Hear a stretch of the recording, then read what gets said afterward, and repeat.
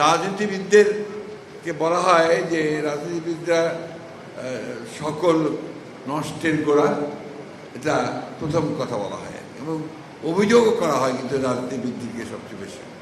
স্বাভাবিকভাবেই কারণ একটা রাষ্ট্র তো রাজনীতি দিয়েই চলে।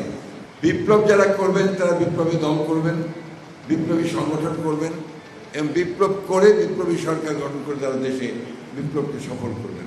এটাও আমি মনে করি যে এটাও একটা বড় রাস্তা বা বড় পথ মুক্তির জন্য।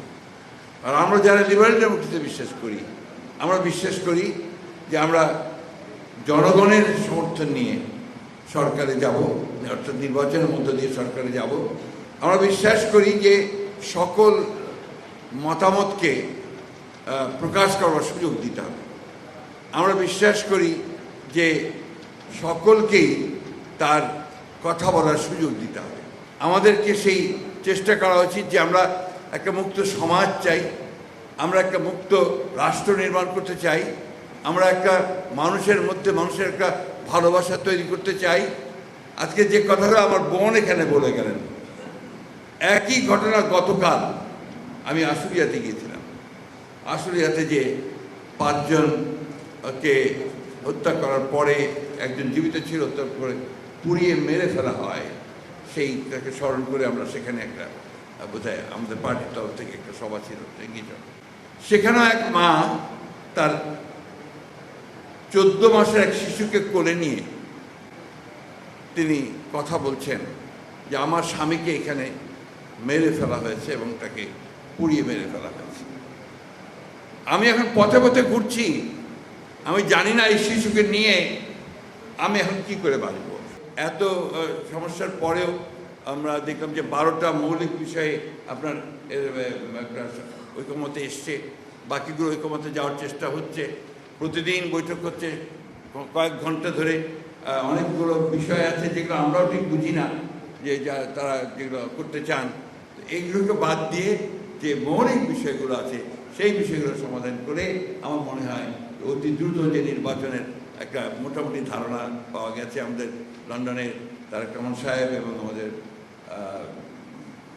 প্রধান উপদেষ্টার সবার মধ্য দিয়ে যে ফেব্রুয়ারি মাসের প্রথম দিকে নির্বাচন, প্রথম দিকে যেন সেকেন্ড উইকে মধ্য সময়ে আপনার নির্বাচনটা হবে। আমার মনে হয় যে সেটা হলেই বোধহয় অনেক সমস্যা, অনেক আপনার আমাদের দ্বিধা, সেই দ্বিধা কাটিয়ে আমরা একটা জায়গায় পৌঁছতে পারবো। আরেকটি কথা বলে আমি শেষ করতে চাই, সেটা হচ্ছে যে রাজনৈতিক দলগুলোকে পারস্পরিক একটা বোঝাপড়া থাকতে হবে। এই বোঝাপড়া না থাকলে এই যে আমরা কাদা ছোড়াছড়ি করছি, গণতন্ত্রের কাদা ছোড়াছড়ি হবে, অনেক অনেক আপনার কথা আসবে, কিন্তু এটা একটা সীমা থাকা দরকার। তা নাহলে যেটা হয় সেটা হচ্ছে যে আপনার একটা তিক্ততা সৃষ্টি হয়, যে তিক্ততা ভবিষ্যতে গিয়ে রাজনীতিকে আরও কলুষিত করে। আসুন আমরা আজকের যে উদ্যোগ প্রেস ক্লাবের, আমি সেটাকে স্বাগত জানাই এবং আমি আপনাদেরকে ধন্যবাদ এই জন্য জানাতে চাই যে আমাকে তারা আবার একটা সুযোগ করে দিয়েছেন আপনাদের মাঝে আসার জন্যে। যদিও এই প্রেস ক্লাবে আমার অভিজ্ঞতা জানতে চেয়েছিলেন আমাদের প্রেস ক্লাবের প্রেসিডেন্ট, এই অভিজ্ঞতা আমি আর বর্ণনা করতে চাই না, কারণ এটা আমার জন্য খুব সুখের নয়, আনন্দের নয়। তবে এটাকে আমি ওই সময় স্বাভাবিক মনে করেছি যখন আপনার গেটের বাইরে যাওয়ার সঙ্গে সঙ্গে আপনার এই লোহার বড় বড় হাতুড়ি দিয়ে গাড়ি থেকে পেটানো শুরু হলো। আমার তখন এই মুহূর্তে হয়েছে যে আর বোধহয় জীবন্ত অবস্থায় ফিরে যেতে পারবো না। যাই হোক, ফিরে আছি, আপনাদের সামনে দাঁড়িয়ে কথা বলছি।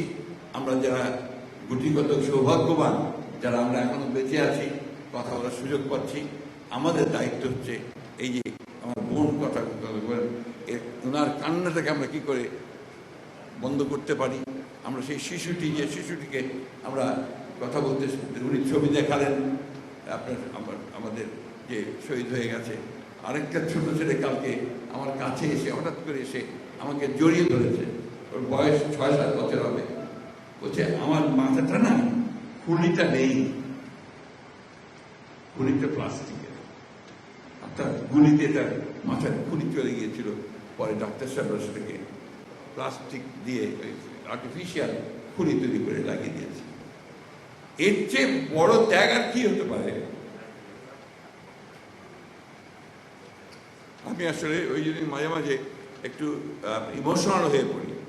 এটার প্রাইস যেটা আমরা পে করেছি, এর যদি আমরা সঠিকভাবে দাঁড়াতে না পারি তাদের সামনে, ওই শিশুদের সামনে, আমার বোনের সামনে, মায়ের সামনে, তাহলে আমরা এই জাতির সঙ্গে নিঃসন্দেহে একটা বড় প্রতারণা করব। আমি আশা করব সেই পথে আমাদেরকে যেতে হবে না, আমরা নিঃসন্দেহে আমরা সামনের দিকে একটা সুন্দর বাংলাদেশের দিকে এগিয়ে যেতে পারবো।